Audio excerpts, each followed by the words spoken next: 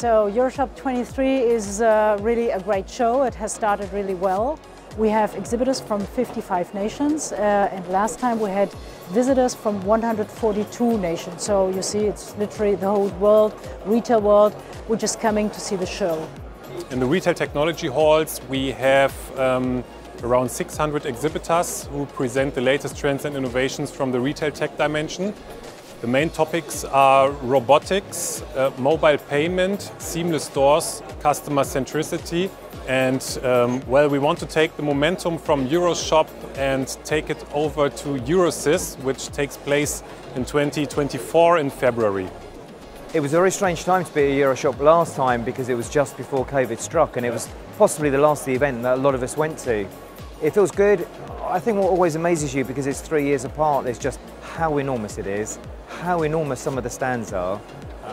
The whole world is here, and so you can see experiences and technologies and innovations from every country on the globe, and you can just get a really great snapshot of retail overall globally. So that excites me very much. Now, what makes EuroShop unique is that you really have all the different divisions inside the company coming together, because you have whoever works on visual merchandising, retail design, mannequins, technology, innovation, logistics. That's what makes this place very unique. One of the things that I saw from a trend perspective is the focus on automation. And this is something I've been seeing not just here, but in a couple of shows recently, where frictionless checkout is no longer just one or two offerings. There's many of them. What I found exciting is that the playfulness. Some booths are really focusing on basically triggering the human connection of playing. If you approach people not as a business relation or as a customer, but as a human being who likes to play and interact, then you can also talk about important subjects.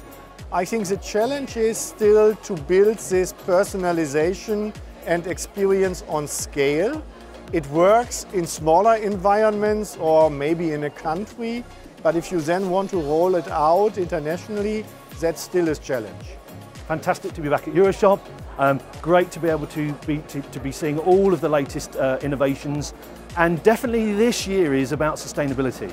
So what I'm seeing here at the moment, and some of the conversations I'm having, is about sustainable materials, how they are impacting the design, and now how they then impact the end-of-life recycling of those displays within the global retailers and brands. I think EuroShop so far has been good. I could see that it's been 3 years since the last touchdown. A lot of the big trends we see here, from AI to the store's more digitized setup and how the store can be more efficient, circular. So far so good, yeah. I think one of the biggest issues is the cost of living crisis.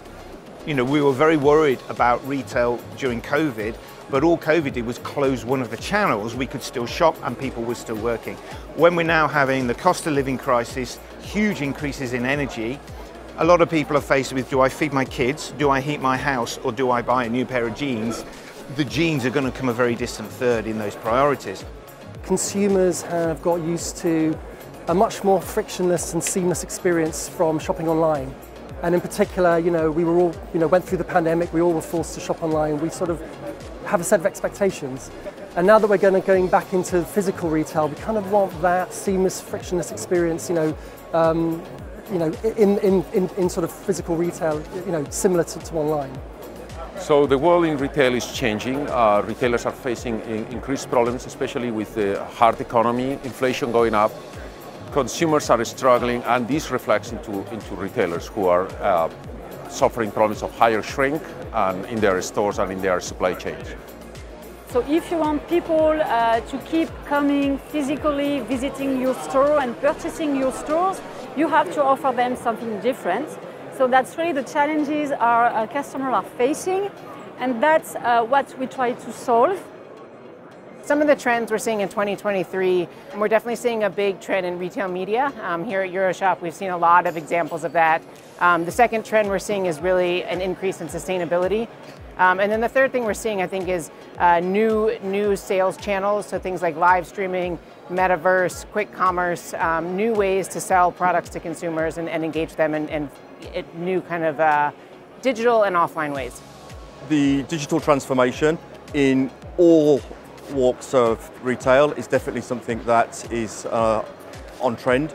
I think the pandemic has definitely scared a lot of retailers, and the people who didn't digitalise beforehand have really suffered, and now there seems to be a catch-up for the digitalisation and transformation across all areas.